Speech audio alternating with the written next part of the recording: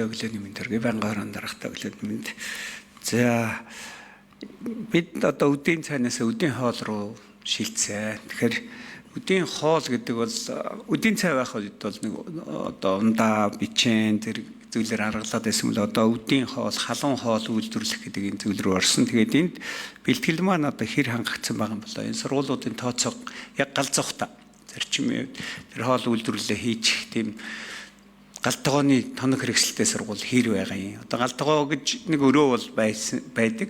Сургууль болгонд л байгаа. Тэр нь тэгээд бүр сүлд анги болцсон ч газар байж байгаа. За зарим нь бүр төсөл хөтөлбөрөөр маш гоё энэ тоног төхөөрөмжтэй болцсон байж идэг. Зарим нь бол одоо зүгээр л нэг гэрийн юу шиг ингээ байж идэг л да. Тэгээ ингээ сургууль болгон дээр очихоор тэр үйлдвэрлэл нь өөр сав суулган тэр тараалт нь сая ундрам гişүү хэлсэн тэр эрүүл ахуйн нөхцөл байдал бол ямар ч стандарт байхгүй байгаа. Тэгэхээр манай энэ ажлын хэсгийнхэн бол энэ стандартыг тогтоох тэгээд тэр судалгаагаа хийгээд тэр галтгоон дутуу газруудыг гаргах. Өнөөдөр одоо бас яг үйл ажиллагаа явуулж байгаа нэг хоёр төрлөөр явагдаад байна. Сургууль өөрөө бие дааж тогооч нар авч ажилуулад үйл ажиллагаагаа явуулаад нэг өдрийн хоолноос орж ирсэн мөнгөөрөө менежмент хийгээ явж байна. Зарим нь бол түрээслүүлж байна.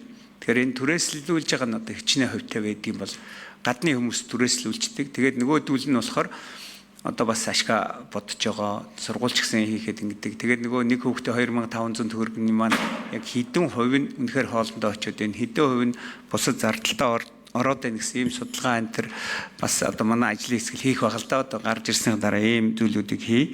Тэгээ үнэхээр бас одоо хилжил гişүүд бас их ярьсан. Би ингээд сургуулиуд дээр очихоор хоол өгөх гэдэг ажил бол сургалтад маш их нөлөөлөд завгүй болоод ачаал өгөөд хоолоо тараана гэдэг асуудал. Тэгээ хүүхдүүд гэр гэрээс аяг тавгны асуудал ихэд цүнхэн дотор зарим нь том аяга өдрөн жижиг аяга өдрөн тэгээд энэ асуудлууд гараад байгаа бол одоо аяг тавг халуугны асуудлыг хүртэл бид нар одоо цаанаас нь ингээд зэгцлэх тэрний тэр угаах тоног төхөөрөмж гэдэг энэ талуудыг манайхан бас ингээ анхаарах хэрэгтэй байна гэсэн юм байж байгаа. Тэгээд түүнээс гадна бас манай ажлын хэсэг нэг судалгаа хийвэл одоо байгуулагдж байгаа учраас би хэлээд байгаа. Тэгээд энэ дундын хоол зөөдөг нөгөө бенто гэж байдаг савлцсан хоолны хэлбэрээр нь ингээд үйлдвэрлээд ойрхон газруудад ингээд яваадаг тоног төхөөрөмжөөр очивол тэр бол ингээд савтай хоолыг тараахад бол цаг нэг ордгоо.